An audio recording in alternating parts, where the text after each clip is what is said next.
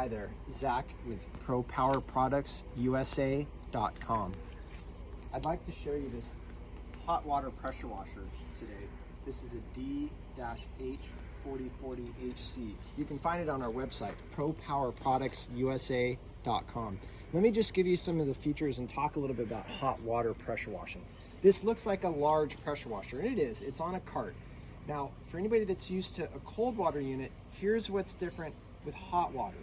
Hot water you would use for the same jobs as you would a cold water pressure washer, but if you have to get off grease or you have a piece of equipment that's especially dirty, hot water is going to be so much more effective.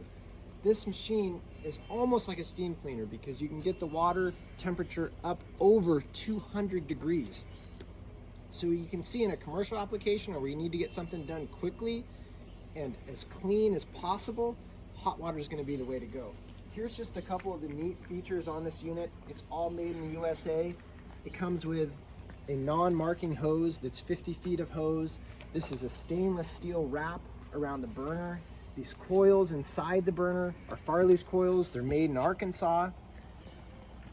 Also comes with a Comet Italian-made ZWD 4040. That means it's 4 gallon a minute at 4,000 PSI.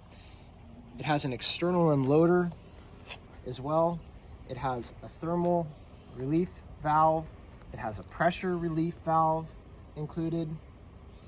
The panel on the back here has holders for all 5 nozzle sizes, has a temperature control. This turns your burner on and off. This is the kerosene or diesel tank, and that's what the burner runs off of. The tires are flat free. The engine is a Honda GX390. This is their commercial grade engine. It's approximately a 13 horsepower, and this is actually an electric start engine, which is a really nice feature. You don't have to sit there and pull on it.